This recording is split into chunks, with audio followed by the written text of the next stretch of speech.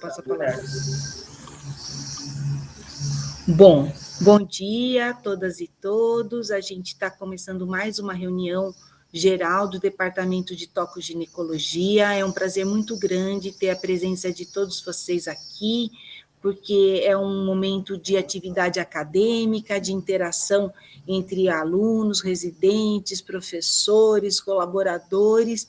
E hoje a gente tem o prazer de estar aqui conosco a professora Rose Amaral e também a professora Michele Descassiati.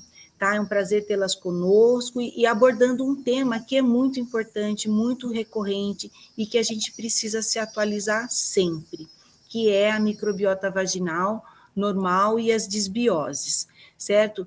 Então, desde já, agradeço imensamente a colaboração aqui de vocês com o departamento, colocando mais uma vez que as questões, as perguntas, comentários devem ser colocados no chat, não dá para a gente abrir a palavra para todo mundo, porque a gente tem um tempo de reunião, e depois da apresentação, as professoras vão estar respondendo e comentando tudo que foi colocado aqui. Rose e Michele, já passo a palavra para vocês, e mais uma vez, em nome do departamento, agradeço. Olá, bom dia a todos. É uma honra para mim estar participando aqui dessa reunião do DTG pela primeira vez como mediadora, né? E eu gostaria de começar dando parabéns aos professores que estão aqui, porque amanhã, né, é o Dia dos Professores, né? Então, começar aí parabenizando a todos aqui. E é uma honra para mim introduzir uma palestra da doutora Rose Amaral, né? Minha parceira de pesquisa, com quem eu aprendo muito o tempo todo. Ela é professora da pós-graduação da Faculdade de Medicina de Jundiaí, né? No CAISM, se não me engano, ela está desde 2002, quando ela começou como estagiária, né, doutora Rose? E hoje ela é chefe do ambulatório de infecções genitais, né? E lá é um lugar onde eu participo, aprendo muito com ela, e ela coordena várias pesquisas na área de microbiota vaginal, de infecções vaginais. Mais recentemente eu entrei no grupo, a gente está aí trabalhando com o microbioma vaginal, que é uma técnica, microbiota não é um tema novo, mas o microbioma pelo sequenciamento gênico é algo relativamente novo e muito promissor, né? Então, a doutora Rose está coordenando pesquisa, está começando a coordenar pesquisas nessa área. A gente tem feito parcerias com grupos importantes no Brasil, da USP, o Laboratório de Microbiologia, com a doutora Carla Tadei, o laboratório da Unesp de Botucatu, com a doutora Márcia. Então, acho que tem muita coisa boa aí para ser falado, né? E então, eu passo a palavra para a doutora Rose, eu estou aqui para anotar as questões, as perguntas e fazer essa mediação. Muito obrigada a todos pela oportunidade. Obrigada demais, Michele. Eu não sei se vocês já estão vendo a tela da aula, já está todo mundo acompanhando, não? Sim, eu estou vendo. Então tá ótimo. Primeiro eu queria agradecer, né? A gente sempre agradece demais, agradeço quem está aqui, né? Fiquei sabendo que a gente tem um público vasto, né? Eu convidei alguns alunos meus lá da Faculdade de Medicina de Jundiaí, eu sei que todo mundo tem coisa para fazer, mas agradeço bastante quem está aqui, agradeço principalmente a Fernanda por ter me convidado para participar dessa reunião do departamento, e dizer para vocês que, quando a gente fala de microbiota e microbioma, para a gente, das infecções, é um tema do dia a dia. A gente fala sempre, em todos os ambulatórios de infecções, que é terça e sexta à tarde, nós sempre abordamos, sempre falamos, sempre usamos como referência. Inclusive, nos nossos estagiários, tanto de biologia que a gente tem lá, como estagiários já geós formados, e o próprio residente fazem algumas atividades teóricas envolvendo esses temas. Por que é importante chamar a atenção e mostrar isso para o pessoal que está na residência? Porque o pessoal acha que eles estão nessa fase, né? Que eles precisam de informações que eles possam usar na prática clínica deles. E eu mostro para eles que isso é da prática clínica. Eles vão usar esse tipo de informações na prática clínica deles. Os alunos que participam do ambulatório já têm uma visão um pouquinho mais aberta, porque eles estão numa fase ainda de crescimento, de acúmulo de crescimento. Os estagiários já formados, a gente nota, então, uma mudança muito importante nessa mentalidade. Diferentemente dos residentes, eles já entendem, já fizeram uma parte, 1 ou 2 anos, 5 anos de prática clínica, e eles percebem como essas informações são importantes para a prática clínica deles. Então, a gente não vai falar de uma coisa que é distante. Talvez o uso da técnica ainda seja um pouco cara e a gente não consiga fazer essa identificação do genoma, do pool de genomas que existe na vagina, mas é importante a quantidade de informações que nós temos, que são informações muito importantes, que devemos estar atenta a elas. E quando a gente fala de microbioma, a gente tem até uma certa dificuldade, algumas pessoas, em diferenciar a microbiota e o microbioma. Então, a microbiota são os micro-organismos, todos os micro-organismos que estão ali naquele local, seja na vagina, seja na pele, seja onde for. No nosso caso, na vagina. E o microbioma, ele já é um aspecto maior, seria não só esses micro-organismos, mas todas as interações, os produtos desses micro-organismos. Então, você tem uma complexidade muito maior. A gente vai resvalar de vez em quando no microbioma, porque não tem como a gente fugir disso. Porque esse número enorme de informações que a gente está adquirindo nos últimos anos veio exatamente dessa necessidade de entender. Então, primeiro foi feito uma grande investigação em relação ao tipo de gene, ou seja, foi mapeado a genética humana. Acreditava-se que nós tínhamos uma quantidade enorme de genes, e, na verdade, a gente tem em torno de 25, 22 mil genes, o que é muito parecido com a quantidade, a carga genética de camundongos. Então, não explicava a diversidade de manifestações que o ser humano tinha e essas interações que ele tinha em relação ao seu estado de doença e seu estado de saúde. Foi então que veio essa questão de se investigar não só a questão genética, mas também esse outro gene escondido, essa outra carga genética escondida, que era exatamente a microbiota. E aí foi visto que existe uma quantidade enorme desses micro-organismos, e é isso que eu vou mostrar para vocês, tentar mostrar alguma coisa que a gente está inteirada, para vocês terem também acompanhar um pouco desse conhecimento. Uma coisa que é importante deixar claro é que, quando a gente fala de microbiota, esses micro-organismos, eles podem estar, e a maioria deles assim estão, vivendo de maneira extremamente pacífica, organizada, vamos dizer assim, usando esses componentes do hospedeiro para se manter, fazendo trocas com esse hospedeiro de uma maneira extremamente pacífica. Esse mesmo micro-organismo, ele pode, então, começar a usar essas informações, esses nutrientes, de uma maneira egoísta, só para ele, mas sem causar dano ainda para o hospedeiro.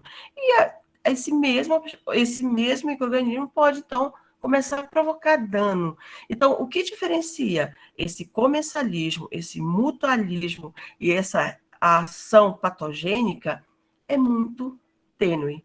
Então, essa divisão entre o que é uma eubiose e o que é uma disbiose e todas as consequências que isso pode acarretar no ser humano, que a gente veio falar um pouquinho com vocês. Mas é importante deixar claro que eu estou falando exatamente do conteúdo vaginal de mulheres na idade reprodutiva. Então, tudo que a gente falar aqui vai ser exatamente sobre essas mulheres. São as mulheres que têm uma quantidade estrogênica normal, né? Uma produção estrogênica normal, e essa produção leva a várias consequências, como espessamento de pele, de mucosa, o acúmulo desse glicogênio, ele precisa ter um espessamento de mucosa adequado para que ele seja acumulado, a quebra desse glicogênio com a formação de produtos ácidos, basicamente ácido lático,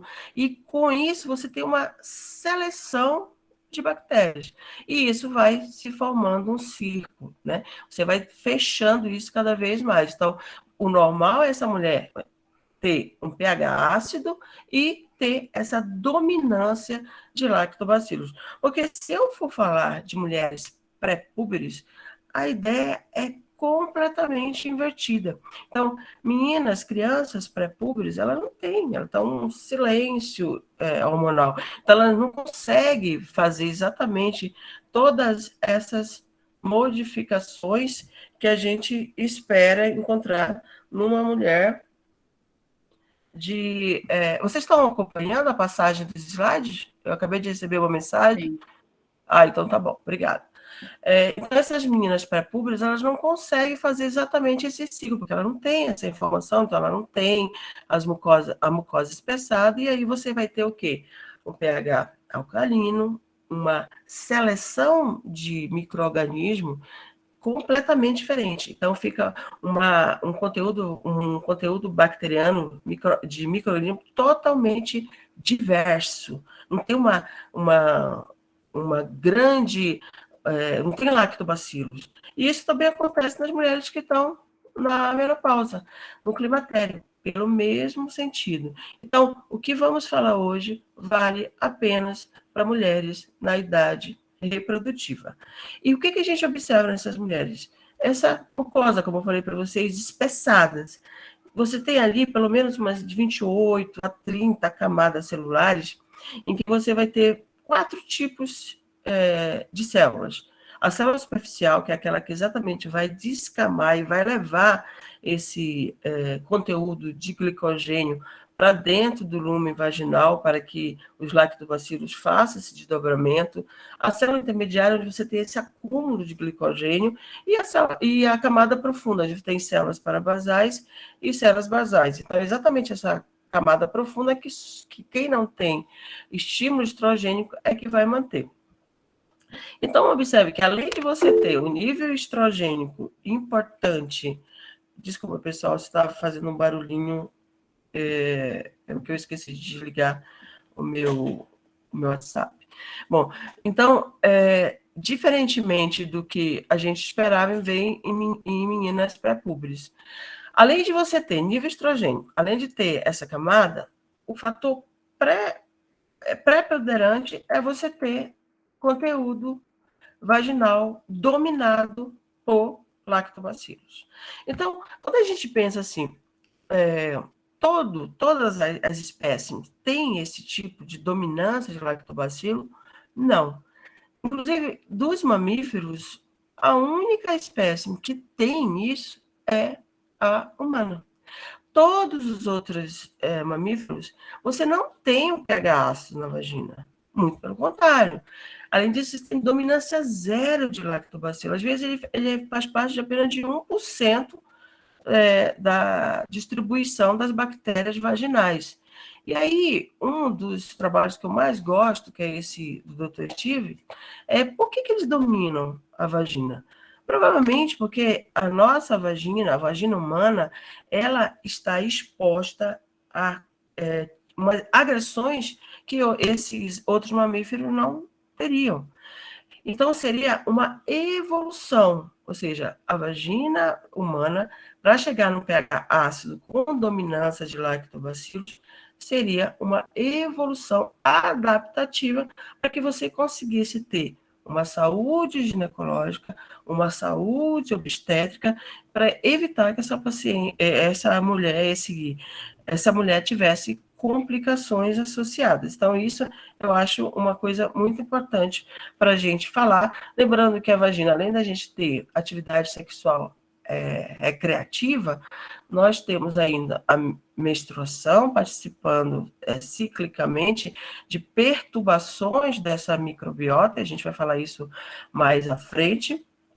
Além disso, vários tipos de instrumentação devido a questões lúdicas dessa vagina, da atividade sexual, troca de soluções biológicas, de fluidos biológicos, então percebe-se que realmente existe um processo de amadurecimento, né, um processo evolutivo para que nossa vagina humana tenha esse tipo de alteração.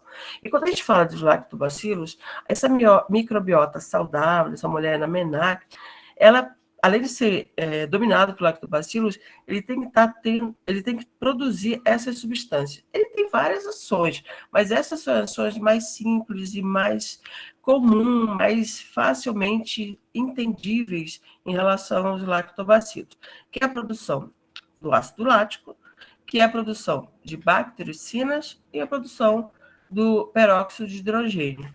O ácido lático, ele tem, além de ser o fator mais importante, ele tem uma característica de apresentação espacial.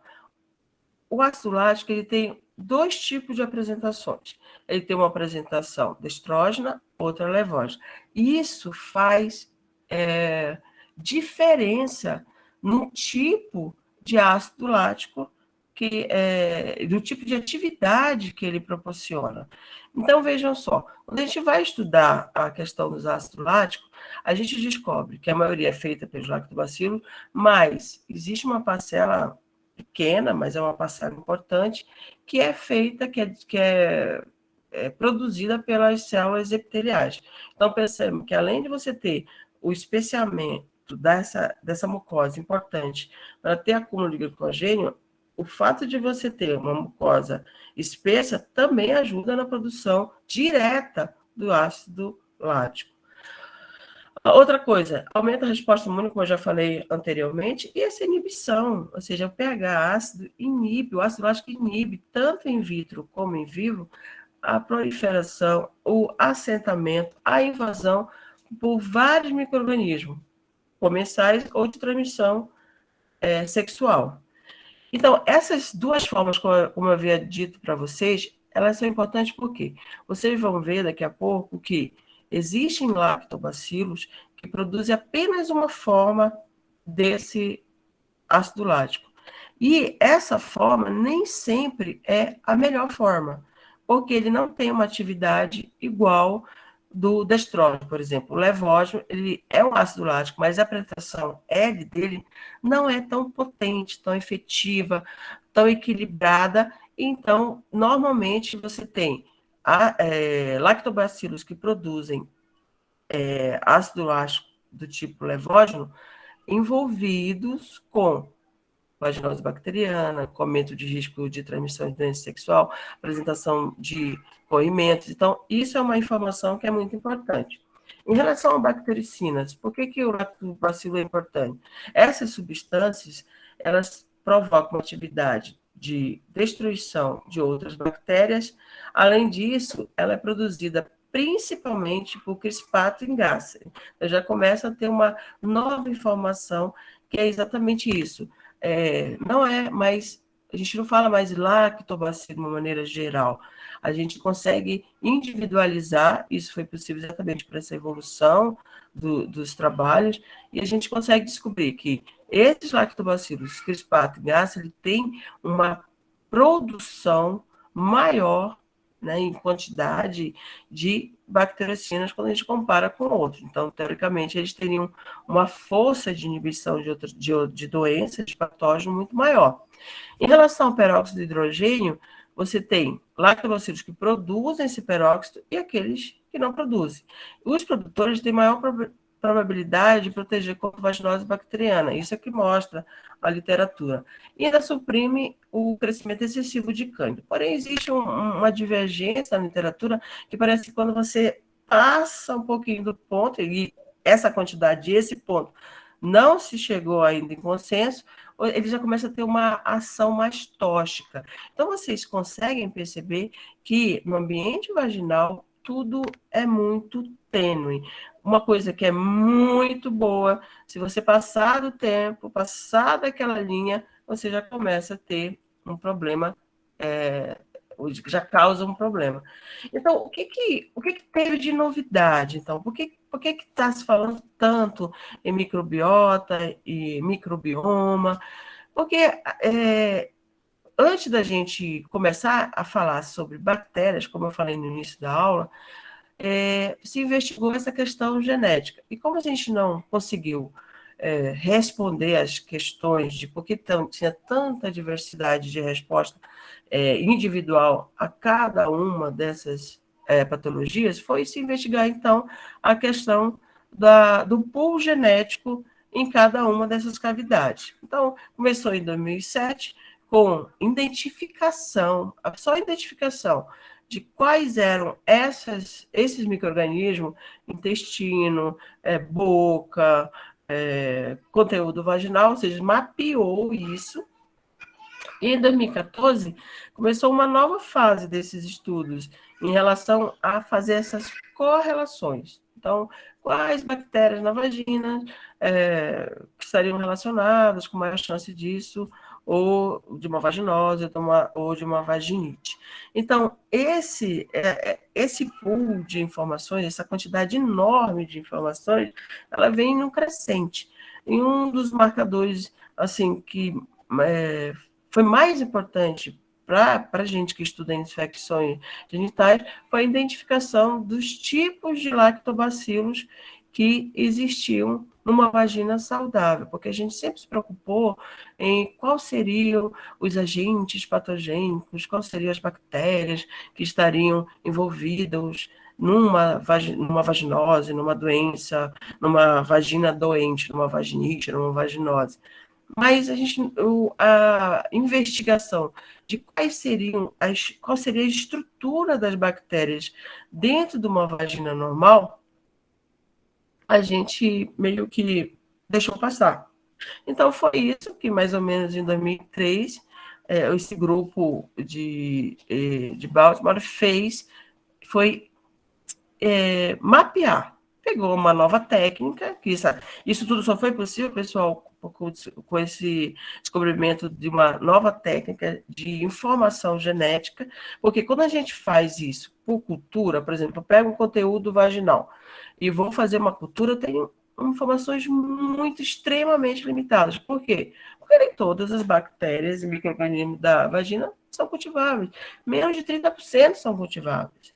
Quando eu pego uma microscopia, eu vejo uma informação morfológica. Eu consigo dizer que aquilo ali é um lactobacilo porque ela é uma bactéria gram-positiva, mais comprida e tudo mais. Mas eu não consigo dizer se é um crispatus ou se isso aí é um Gasseri. Então, existiam várias limitações. Inclusive, o próprio PCR, ele não conseguia me dar esse tipo de informação, porque eu precisava dizer qual era a bactéria que eu estava procurando, qual era o micro-organismo que eu estava procurando. Quando você, então, desenvolveu uma nova técnica em que você conseguiu simplesmente perguntar o que tem dentro dessa cavidade, então você não tinha primes específicos para isso, então foi quando você conseguiu descobrir exatamente quais eram os micro-organismos que pertenciam àquela microbiota saudável. Então, foi isso que esse grupo, que é o grupo de Ravel, que todo mundo que faz infecções já ouviu falar de Ravel, né? Foi o que eles fizeram. Então, eles pegaram mulheres americanas completamente saudáveis e mapearam, simplesmente fizeram a investigação da microbiota desses indivíduos. E aí eles conseguiram ver um padrão, eles estabeleceram um padrão e fizeram um agrupamento dessas bactérias. Esse trabalho, que é de 2013, é usado até hoje como referência. Semana passada, participei de uma banca lá na FMJ e que foi usado esse trabalho. Ou seja, é um trabalho que mudou realmente o paradigma de informação que a gente tem sobre a vagina. Então, o que foi que Ravel fez? Ele identificou todas as bactérias e percebeu que existiam os crustes, ou seja, um grupo de dominância de lactobacilos. Ou seja, tinha uma vagina saudável que você tinha várias bactérias, mas ali a maior quantidade, ou seja, a maior proporção era de lactobacilos crispatus. Para isso, ele chamou tipo 1. A mesma coisa, ele chamou tipo 2, quando a maior proporção era de Gasseri. Quando era de Inneris, ele chamou de tipo 3. E quando era de Jensen, ele chamou do tipo 5.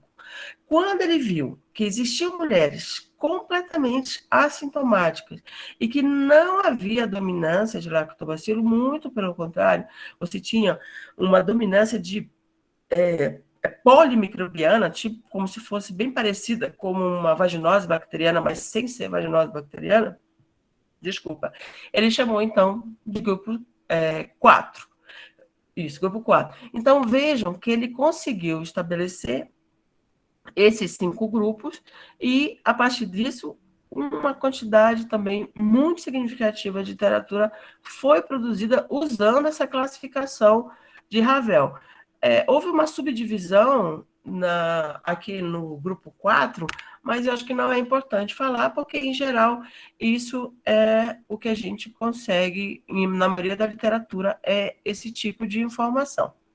Então, só para lembrar que esse grupo polimicrobiano, olha, aqui embaixo, Atopóbio, Gardnerella, Prevotella, exatamente, Mobiluncus, o que a gente acha na vaginose bacteriana. Mas essas mulheres eram rígidas e estavam produzindo ácido, não ácido lático, mas estavam produzindo um outro tipo de ácido, que é um tipo de graxa de cadeia curta, que conseguiu manter ela estável, sem eclodir um caso de vaginose bacteriana. E uma coisa que é importante, desculpa, pessoal, eu esqueci de citar aqui, em relação ao Lactobacillus inneris, se vocês observarem aqui, mulheres brancas, comparar mulheres negras com mulheres brancas, o mais prevalente, assim, a maior quantidade de mulheres brancas tem uma quantidade, uma dominância principal de crispatos. Quando você interpõe as negras, você consegue ver que a maior predominância é o grupo 3, com 31% aqui em NERS, e o grupo 4, que é exatamente esses diversos. Se a gente for lembrar lá do nosso 5º ano, a gente vai descobrir que a gente estudou que quando a paciente tem vaginose bacteriana, uma das características são mulheres negras ou pardas. A gente traz esse tipo de informação para a gente.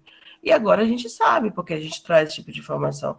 Porque talvez um método de investigação que é morfológico, que era morfológico, e ainda é morfológico, a gente não faz isso na nossa rotina, ele é limitado nessa situação. Porque quando a gente enxerga essas mulheres, o que a gente vê? A gente vê uma flora diferente de uma flora habitual. E aí a gente provavelmente classifica ela pela classificação de Nugent como um tipo maior, e aí você acaba indo para uma vaginose bacteriana. E isso é uma consideração importante que Ravel fez, e os outros que vieram após dele, que a individualização, ou seja, mulheres que estão no Brasil são diferentes de mulheres que estão na África, que estão lá nos Estados Unidos, em relação à flora vaginal. Então, você não pode generalizar. Então, talvez isso aqui tenha a ver exatamente com essa dificuldade de você olhar só um método morfológico. Então, vejam só. Então, as negras têm mais 3 e mais 4, ou seja, inneres e aquele ambiente mais diverso, sem dominância de lactobacilos, enquanto que as mulheres brancas são basicamente crispatos. E aí tem essa característica importante. O lactobacillus inneris, apesar de ser um lactobacilo, ele é morfologicamente diferente e química também diferente dos outros lactobacilos. Eles são assim, ó, bem pequenininhos. E ele tem uma característica importante. Ele não produz ácido lático destrógeno. Ele só consegue produzir o levógeno. Isso marca toda a vida do ácido lático, toda a vida do inneris. Então, além disso, ele está detectado em mulheres em quais o lactobacilo ele não é o principal constituinte, ou seja, se você vai procurar crispatos, por exemplo, em uma mulher que tem vaginose bacteriana, diagnóstico, dificilmente você vai achar, mas você acha inneris. Entendeu? Quando você vai procurar no tipo 4, em que você tem aquela diversidade, não tem dominância do lactobacilo, você vai achar uma parcela pequena de crispatos, mas você acha inneris. Então, ele consegue viver nesse ambiente que, para os outros lactobacilos, é muito ruim. Então, ele faz essa diferenciação em relação aos outros lactobacilos. E eu deixei aqui uma informação muito importante para vocês poderem entender como o INERS faz, é importante você fazer essa diferenciação. Esse alto nível de ácido lático D, ele está presente no crispato, no gênese e no gástrio, quando está em grande quantidade na vagina. Agora, quando você tem o INERS, não. E ele é um fator protetor. Eu vou mostrar mais lá atrás que esse nível alto de ácido D lático, ele é um fator protetor. E a gente já tem até como medir isso. Outra coisa importante é essa relação entre o ácido D e o ácido L, ou seja, você faz uma continha, divide o D pelo L, e a gente consegue ter tipo um biomarcador para você identificar a chance de você ter lesão nessa matriz extracelular do colo. Se você lembrar bem, o colo é como se fosse uma pequena portinha em que você diminui a chance de ascensão dessa microbiota, de agente patogênico que existe na vagina. Quando você tem uma destruição desses componentes, desse biofilme que forma no colo, você aumenta a chance dessa ascensão. E aí você tem uma alteração que era basicamente vaginal, uterina. É uma das relações que vocês vão ver daqui a pouco com trabalho de parto prematuro, amniorexia, pré-termo, encurtamento de colo, endometrite, e inclusive dificuldade de engravidar. Então, hoje em dia, quem mais estuda microbioma, principalmente microbioma endometrial, são os pesquisadores de infertilidade. Tem um grupo enorme na Espanha, que é uma mulher, chama Moreno, sobre o nome dela, e ela tem uma publicação assim, ó, enorme, falando exatamente dessa relação entre microbiota vaginal e microbiota endometrial. Então, se você tem uma modificação da sua microbiota vaginal, você vai com certeza ter uma contaminação, não que isso seja uma DST, tá? Mas você vai ter um paralelo com a sua flora endometrial. E isso é muito ruim para mulheres inférteis e para mulheres que vão tentar fazer a FIV. Então, olha só essas comunidades microbianas com extravaginal e resultados adversos. Exatamente o que eu acabei de falar. O tipo 1, onde você tem crispatos, o 2, onde tem gástrio, e o 5, onde tem gentile, que é aquela que tem o pH mais ácido, aqui, ó, grande produção de ácido lático, pH mais ácido, e você tem menos chance de complicação. A partir do INERS para baixo, INERS, que é o 3, o 5, desculpa, gente, o 4 aqui, ó, essa aqui é aquela divisão que eu falei que eu não ia mostrar para vocês. Você tem, então, uma produção de ácido graxo, graxo de cadeia curta, com aqueles aumentos de riscos que eu citei anteriormente. Inclusive, hoje em dia, até questiona-se que realmente se o INERS é um lactobacilo, porque as atividades deles, as companhias deles, não são bem os lactobacilos, né? O ambiente que ele se sente melhor é um ambiente mais alcalino, é um ambiente que você tem uma diversidade bacteriana muito grande. Então, o INERS é até meio questionável. Será que o INERS não seria mais uma transição entre o estado de normalidade e o estado de desbiótico? Será que ele realmente é um estado saudável? Então, hoje em dia, a gente ainda questiona. Ou seja, o que é importante vocês lembrarem é ter INERS em uma parcela grande na vagina pode e geralmente é um problema, tanto para a mulher grávida como a mulher não grávida. E quando a gente falou disso tudo, a gente estava falando basicamente das mulheres americanas. E aí, com esse monte de trabalhos, você tem agora informações ao redor do mundo. E foram visto que existia uma parcela grande de pequenas variações. Então, olha só, aqui no Canadá, quem tem vamos dizer assim, uma preponderância, uma abundância, é o aqui, ó, crispatus, certo? Aqui, ó, crispato, o violetinha. Na Europa tem bastante crispatus também, tem um pouquinho de gácere, aqui já tem mais tem um pouquinho mais aqui de gênese e já apareceu um pouquinho de inders, né? Vamos manter lá um pouquinho mais para cima. Aqui na China você tem muito gácere, crispatus e um pouquinho de inders. Na Índia você tem muito crispatus. Assim, uma coisa que a gente questiona, né? Mas diferente, né? Talvez a colonização, não sei, a dominação europeia, sei lá, não sei. Mas só está aqui, ó, muito crispatos e pouco íris, lembrando que eles são mais pardos.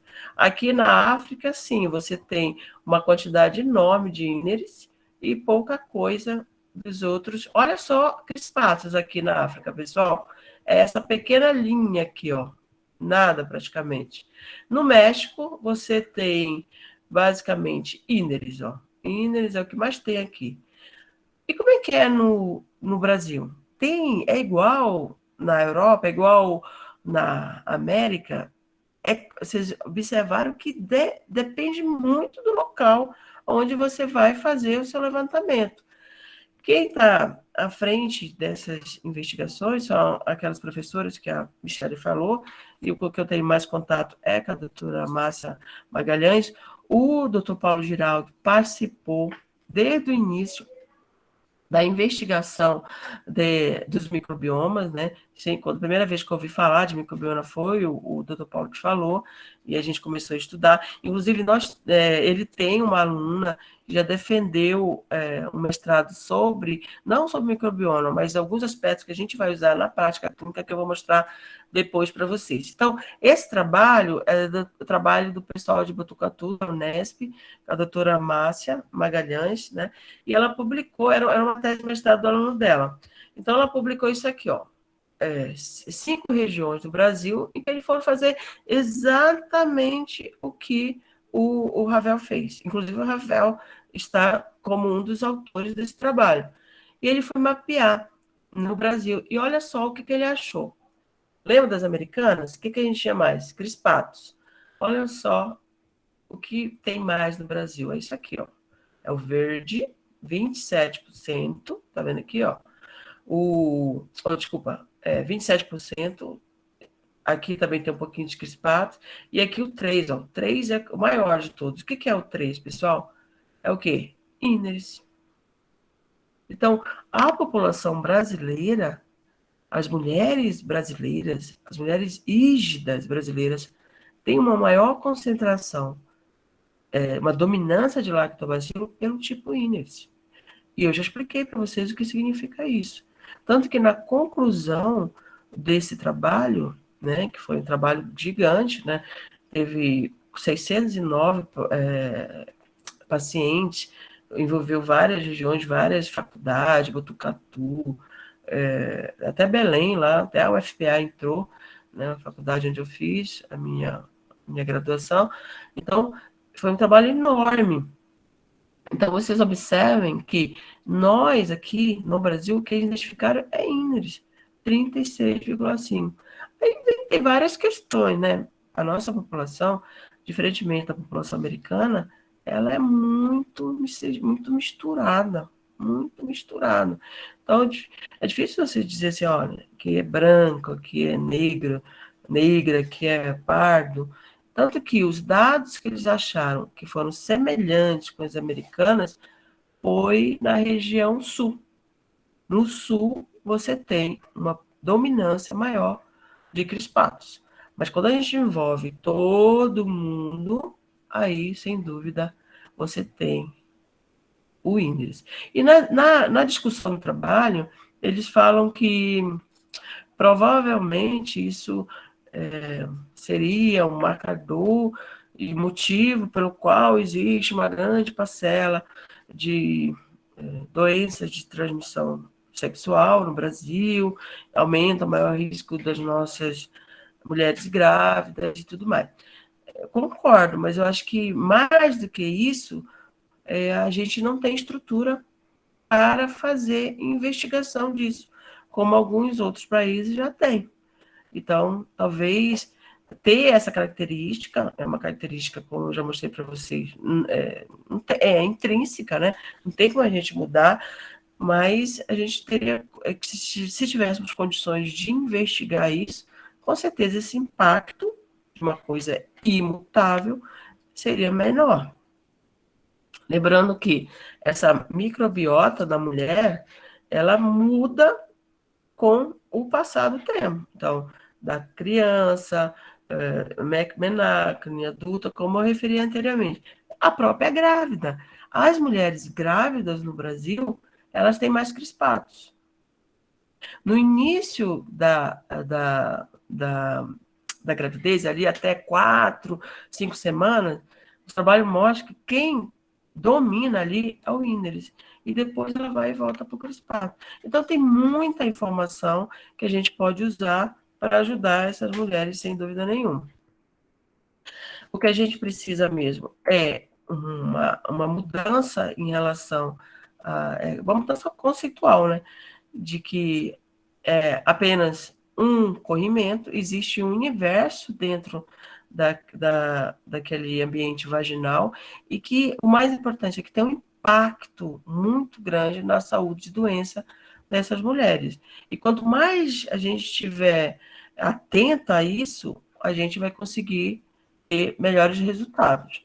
Então, essa eubiose que eu acabei de dizer para vocês, que mantém toda essa organização, nesse estado eubiótico de ácido lático, de glicogênio, de bloqueio desses micro-organismos externos, ela responde a essas agressões com uma resposta não inflamatória. Essa é a grande diferença. Então, você não tem destruição tecidual.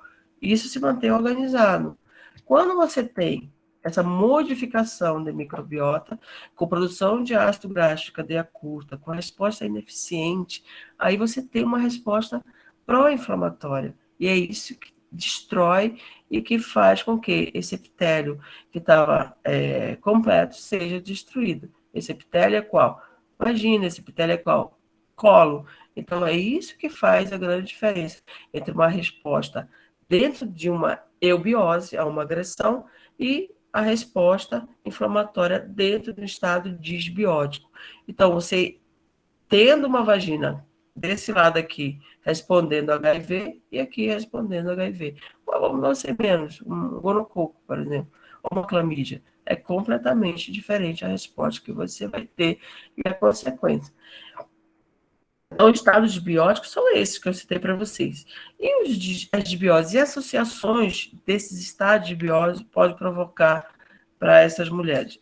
Então, eu citei alguns aqui, mas a quantidade, como eu falei para vocês, é muito grande. Se você entrar hoje, ou no PubMed, qualquer outro link, você vai ter, assim, pelo menos uns 4 novos artigos falando sobre microbiomas, né? Então, eu trouxe só algumas coisas para vocês, que são as mais conhecidas, e que eu acho que é importante a gente não sair disso, sair daqui sem saber isso. Então, essa associação de disbiose com infecção sexualmente transmissível é clássica, todo mundo sabe, inclusive no Congresso Mundial que foi no Brasil em 2017, teve uma plenária enorme, mais de 400 pessoas falando exatamente disso, desse microbioma vaginal e as DSTs, e a professora Jack levou esses dados, que eram dados da literatura já bem conhecidos, mas para reforçar exatamente essas informações, vejam que aumenta quase 10 vezes a possibilidade de você ter um tricomonas, que é uma doença de transmissão sexual, quando você está em vigência de vaginose bacteriana. Então, olha só o estrago que você tem em relação aos estados disbióticos.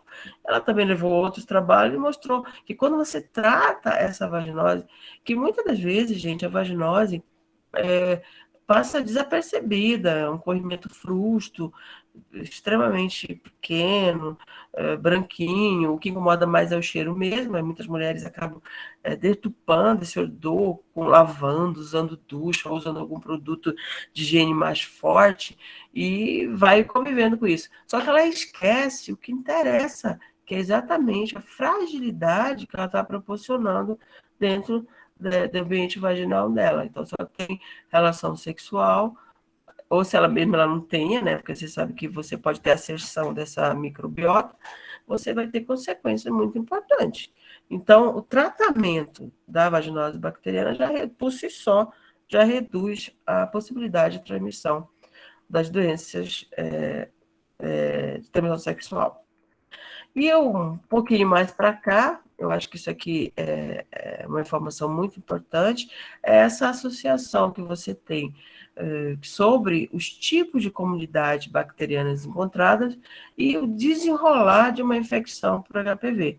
Então, o HPV, a gente sabe a grande importância que ele tem como fator pré-ponderante das alterações de colo, tanto as pré-câncer como relacionada à evolução do câncer, mas o que se percebeu nas literaturas mais atuais, aqui é um trabalho de Mitra, Mitra é uma mulher, eu não esqueço o nome dela, porque ela chama Anita Mitra, né? Então, ela tem uma produção enorme falando sobre isso, e agora ela está mais indo para a área de reprodução. E ela mostra bem isso. Quando você tem um ambiente dominado aqui, ó, pelo tipo 4, lembra qual é o tipo 4? Onde você não tem dominância de lactobacilo. É polimicrobiano.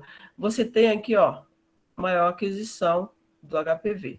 Se você tem, lembra que isso pode mudar, lembra que eu falei que a gente tem modulações que podem ocorrer, inclusive com a menstruação, você vai e você tem um clearance. Se você tiver um tipo 1, você tem um clearance melhor. Mas se você for do tipo 4 ou 3, que é o nosso amigo Ineris, você começa a ter uma chance maior de progressão dessa lesão.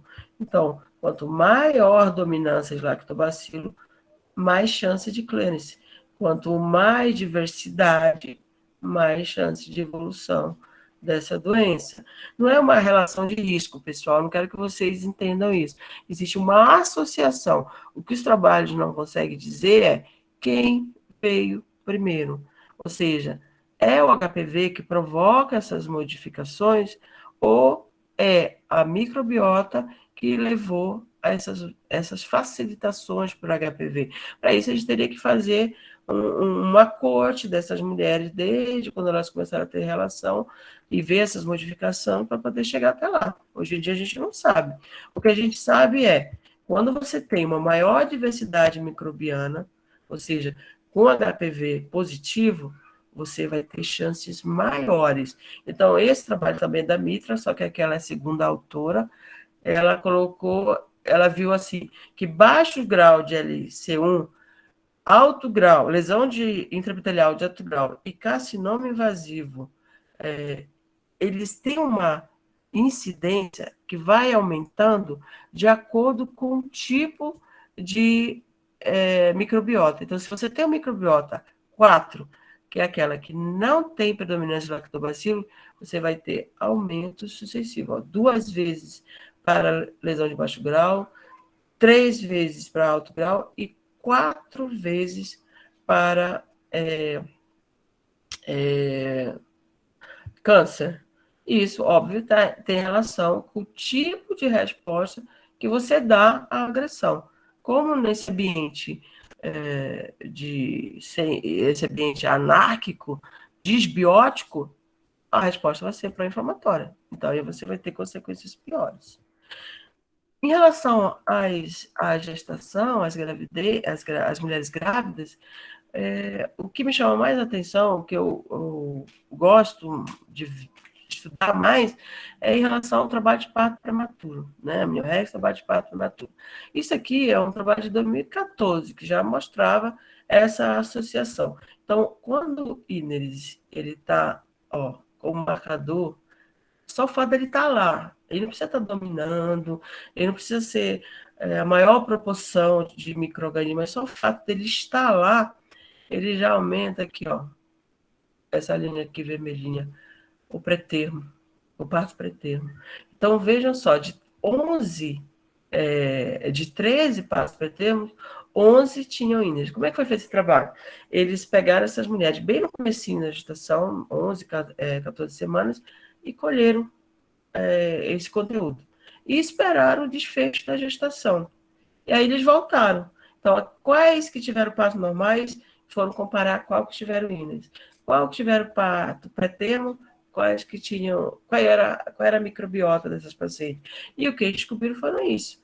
Aquelas mulheres que tiveram parto pré-termo, quando eles voltaram, das 13, 11 tinham INES. Das que tiveram parto de termo, das 98, 16 tinham INES. Então, percebo que existe uma diferença significativa em ter ou não o INES dentro da cavidade vaginal de uma mulher grávida. E esse trabalho aqui é mais novo, é de 2019. Ele é um trabalho do grupo do Moron, junto com o Dr. Steve. O Dr. Steve, nos últimos anos, praticamente está feito só microbioma. E um dos colegas meus lá da faculdade, que é o Dr. Stefano, participa desse grupo com o Dr. Moron.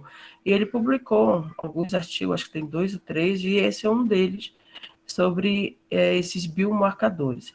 Então, o que acontece? Como essa técnica é nova e cara de identificar quais são esses lactobacilos, tentou-se fazer um marcador da presença desses lactobacilos.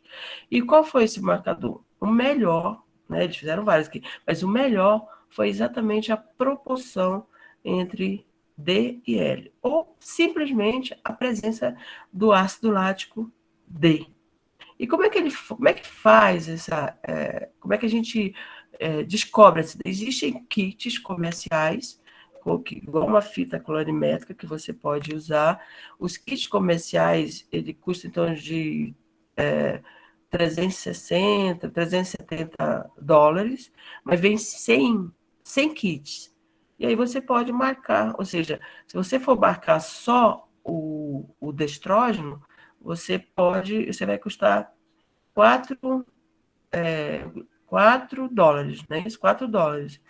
Se você quiser fazer o levógeno para ver, aí vai ser 8 dólares. Então, comparando com os custos, não tem ainda, que eu saiba, se a pessoa da obstetrícia pode me corrigir, é um estudo de custo e efetividade.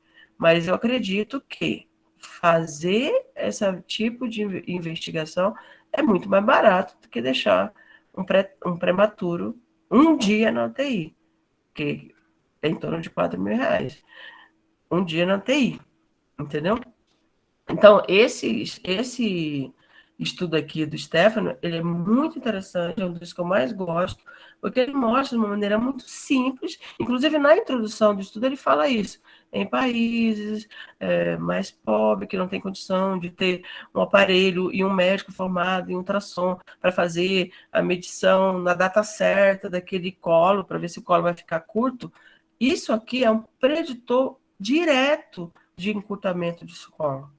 Então, dá para fazer uma chance bem próxima do que vai acontecer usando e quantificando o ácido DL, ácido lático DL e o ácido lático L, ok? Bom, a gente falou sobre isso, eu espero que vocês tenham entendido, estou pronta para ouvir as dúvidas de vocês. É um assunto que eu gosto muito, às vezes eu me empolgo, então eu peço desculpa se eu me empolguei demais, mas eu vejo que falar sobre isso é muito importante, porque não é uma coisa de laboratório, é uma coisa de vida nossa mesmo. Eu queria mostrar para vocês um pouco do nosso ambulatório de infecções genitais. Ele funciona lá nos ambulatórios especializados, com a participação ainda voluntária do Dr. Paulo Giraldo, que me deixa muito alegre, que mesmo aposentado, ele vai para nossas atividades teóricas, participa bastante, e a gente continua aprendendo tudo que a gente já aprendeu ainda continua aprendendo com o Dr. Paulo. O nosso ambulatório também, ele tem uma disciplina dentro da biologia, então essas estagiárias de biologia que fazem estágio no nosso ambulatório, elas cursam essa disciplina, ou seja, vale ponto para essa disciplina, é um estágio oficial, e temos atividades teóricas toda sexta-feira. Quem quiser participar, às vezes tem alguns outros professores que vão, e muitas das vezes falamos sobre microbioma. Quem apresenta são os residentes, os estagiários e as próprias biólogas que fazem a apresentação. Esse ano, graças aos esforços do professor Brito e da professora Cristina, o nosso ambulatório conseguiu, então, um centro cirúrgico ambulatorial que funciona na sexta, a partir das 10 horas. Agradeço muito os dois por esse motivo. Estou à disposição para eventuais dúvidas. Muito obrigada.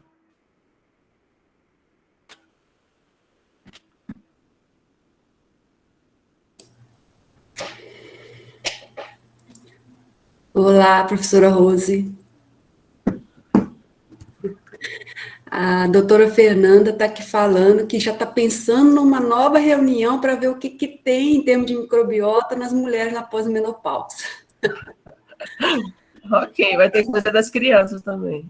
Isso, o que a gente espera? Bom, tem teorias, né? Assim, tem um trabalho, eu acho, da Helena Giraldo, né? Que ela tratou de mulheres na menopausa.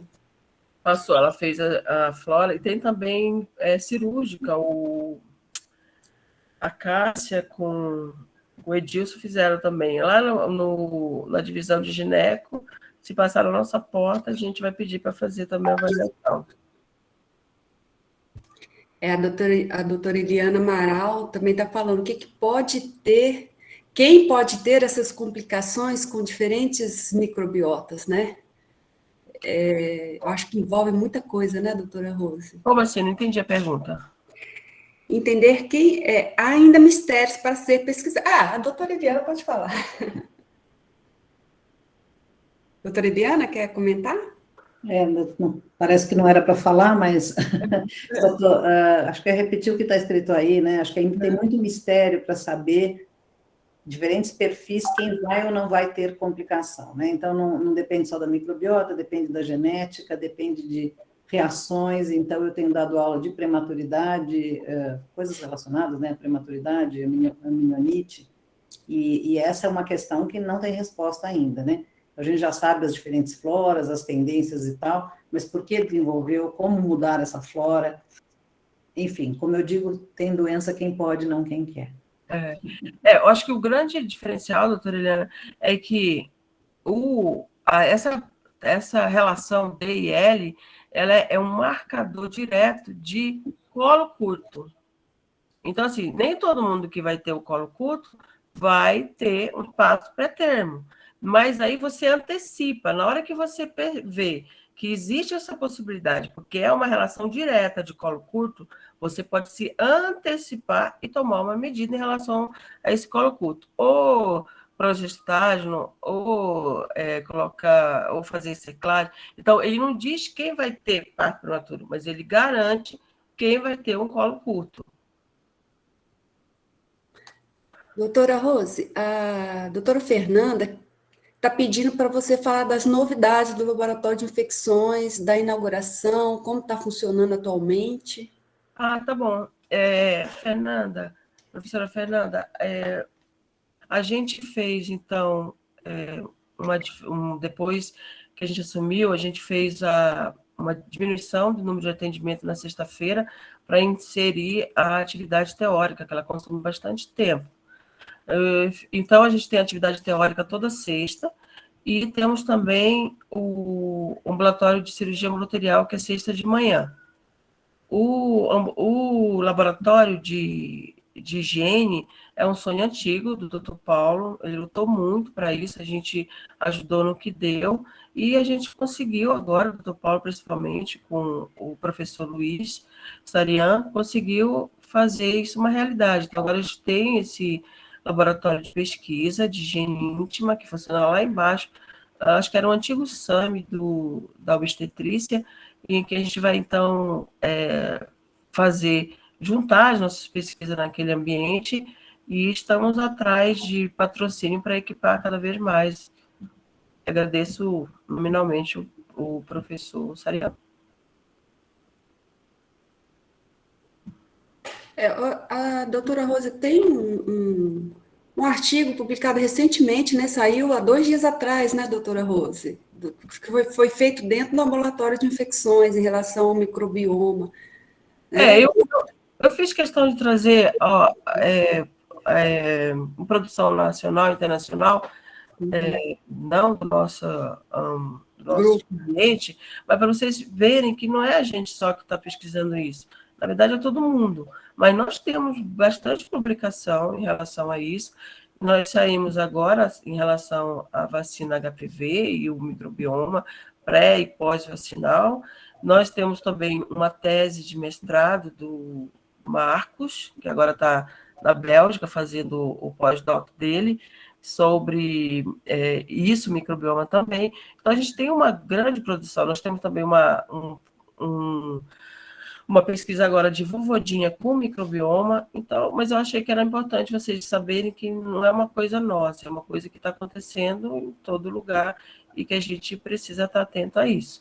Você pode falar um pouco mais desse trabalho, Michele? Michele foi a idealizadora, junto com o Dr. Paulo, do trabalho de HPV. Esse trabalho, nós caracterizamos o microbioma vaginal pela técnica de sequenciamento gênico. Então, nesse pool, a gente encontrou certamente mais de 200 tipos de bactérias diferentes na vagina, né? E um resultado que vai um pouco a ver com o que a doutora Rose falou, em relação à associação entre desbioses e uma chance maior de aquisição de BSTs, né? A gente percebeu que aquela microbiota que tinha dominância pelo Lactobacillus crispatus tinha uma maior frequência de infecção por HPV. E que vai de acordo com o papel do crispatus na vagina da mulher, né? Que é o melhor soldadinho que a gente tem, é o Lactobacillus crispatus, na produção dos ácidos láticos, né? Igual a doutora Rose comentou. E então a gente viu isso, a gente viu que a vacina do HPV não cria nenhuma mudança importante no microbioma vaginal ou no ambiente vaginal. E a doutora Rose também está com alguns trabalhos com adolescentes, né? Ver o efeito do DIU, né? Nesse microambiente. Esse trabalho a gente fez um resumo e mandou para o Congresso da FIG agora, foi aprovado, a gente vai apresentar lá. É um aluno meu de PIBIC da FMJ, a gente fez uma avaliação, inclusive foi o TCC de uma das ex-residentes, ele continuou o trabalho. Foi esqueci o nome, da Aninha, ano passado, né? E ele continuou e a gente colheu o material pré-inserção do DIU e acompanhou durante 6 meses e 1 ano essas pacientes, essas adolescentes. Foi bem no meio da pandemia, Michele, e a gente ainda está devendo 10 casos ainda. Sim. Mais alguma pergunta? Eu só queria fazer uma observação, assim, é interessante em relação à diversidade, assim, não tem muito a ver com a aula, mas quando a gente fala em microbioma intestinal, o microbioma saudável é aquele que é altamente diverso, né? Já na vagina é diferente, né? O microbioma saudável é aquele que tem menor diversidade, né? Pelo que eu entendi do artigo do Ravel. Sabe que eu uso isso quando eu acho que até no meu currículo lá, assim, que é o único ambiente em que a dominância é melhor que a diversidade é a vagina, e que a gente precisa aprender a viver em diversidade. Eu coloquei isso no meu currículo. Eu acho que só a vagina faz isso, gente. O resto tudo é polimicrobiano. É interessante. Bom, Estou acompanhando aqui, acho que não tem mais nenhuma questão. Vou abrir aqui e agradecer imensamente, Rose e Michele. Eu acho que a gente até nem tem tanta questão, porque é muita atualização mesmo, sabe? Eu acho que são muitos conceitos que a gente tem que, são novos, a gente tem que incorporar, e adorei essa sua fala, Rose, de que é o melhor ambiente, que tem toda essa diversidade, né? Que convive assim. Achei bem interessante essa colocação aqui num departamento de tocoginecologia. Eu acho que é um exemplo a ser seguido, né? E, assim, não sei se as pessoas têm mais alguma questão, e realmente, eu, pelo menos, né, para mim, que trabalho lá no obstetrícia, estudei isso há muito tempo, não sou que nem a professora Eliana, que trabalha mais diretamente com as infecções. Então, para mim, assim, é uma coisa muito importante que a gente tem que levar.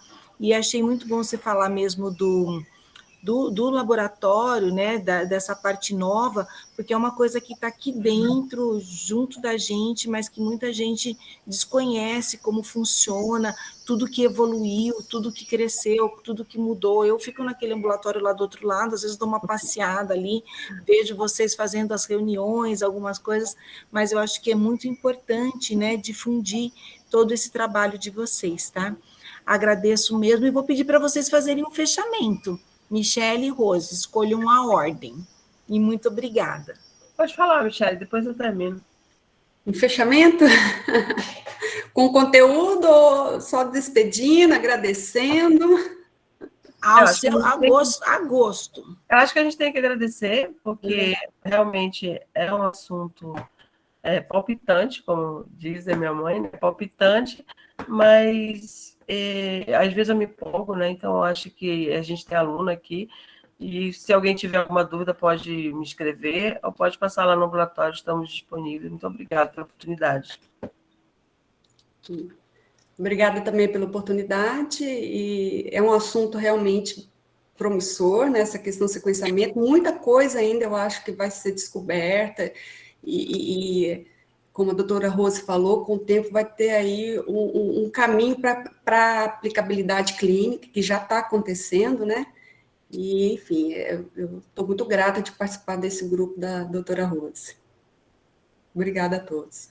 Muito obrigada. E a importância, né, dessa interdisciplinaridade, né, porque a importância de trabalhar o médico com o biólogo, com toda essa interdisciplinaridade para a gente sempre conseguir caminhar. Obrigada mesmo. Vocês foram ótimas. Eu vou aproveitar esse finalzinho aqui para convidar todos, né, e todos para a nossa próxima reunião. Pedir para a Márcia colocar aqui. Na nossa próxima reunião, a gente vai ter o professor Brito e o professor Torres falando um pouco dessa cirurgia robótica em GO, que é um outro tema também bem interessante, bem novo, e que eu estou louca para ver as atualizações aqui, o que a gente vai ter de novidades nessa aula. Gente, muito obrigada, Rose e Michele, mais uma vez, e até a semana que vem. Tchau. Abraço, gente, tchau. Tchau, um abraço.